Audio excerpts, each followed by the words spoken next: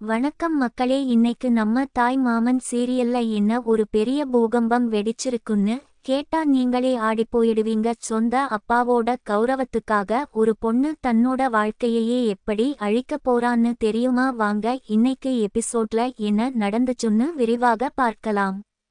ஆரம்பத்துலயே நம்ம மஞ்சமலை ரொம்ப உடைந்த போய் நிக்கிறாரு.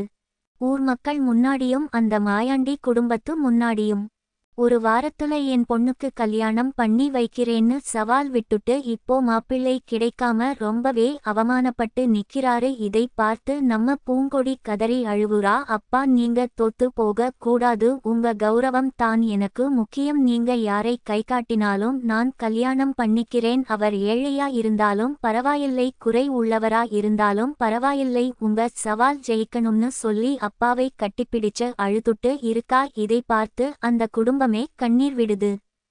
இன்னொரு பக்கம் ஊர்ல இருக்கிற பசங்க எல்லாம் கிணத்தடியில உட்கார்ந்து மஞ்சமலையை ரொம்ப கிண்டல் பண்ணிட்டு இருக்காங்க. மஞ்சமலை விட்ட சவால் முடிய இன்னும் 2 நாள் தான் இருக்கு, ஆனா எந்த மாப்பிள்ளையும் கிடைக்கல, அவரோட கௌரவம் காத்துல பறக்க போகுதுன்னு சொல்லி சிரிச்சிட்டு இருக்காங்க. இதை அங்க இருக்கிற ஒருத்தன் ரொம்ப கோபமா கேட்டுட்டு இருக்கான்.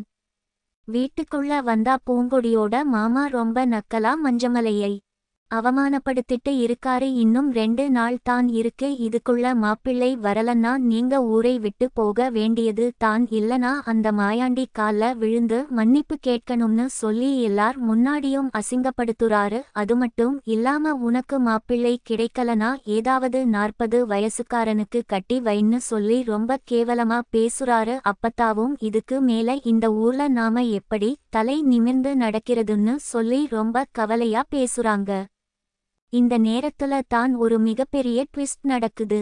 அங்க ஒரு சம்பந்தம் வருது. அந்த பொண்ணு கேக்குறது வேற யாரும் இல்லைங்க, 40 வயசான கருங்கல் பாண்டி தான் மாப்பிள்ளை. இதை கேட்டதும் வீட்ல இருக்கிற எல்லாருக்கும் பெரிய தூக்கிவாரி போடுது. இவ்வளவு பெரிய பணக்கார இடத்துல இருந்து சம்பந்தம் வந்திருக்கேன்னு எல்லாரும் பாக்குறாங்க.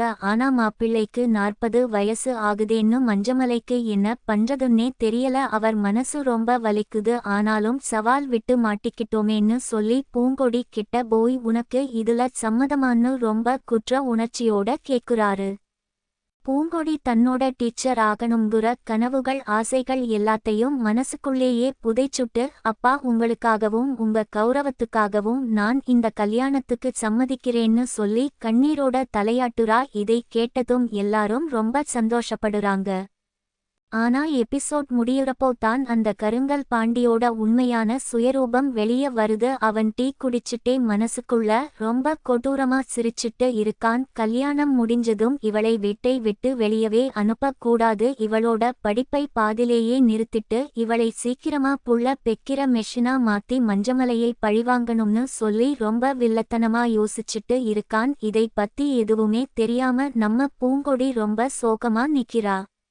நாளைக்கு என்ன நடக்கும்னு ரொம்பவே பரபரப்பா இருக்கு. பூங்கொடியோட இந்த பரிதாபமான நிலைமை தெரிஞ்சு அந்த கோபக்கார ஹீரோ வந்து இந்த கல்யாணத்தை தடுத்து நிறுத்துவாரா, இல்ல இந்த 40 வயசு கருங்கல் பாண்டி நினைச்ச மாதிரி பூங்கொடியோட வாழ்க்கையை முற்றிலுமா அழிச்சிடுவானா? மஞ்சமலைக்கு இந்த சதி திட்டம் கல்யாணத்துக்கு முன்னாடியே தெரிய வருமான்னு நாளைக்கு எபிசோட்ல பொறுத்திருந்து தான் பார்க்கணும்.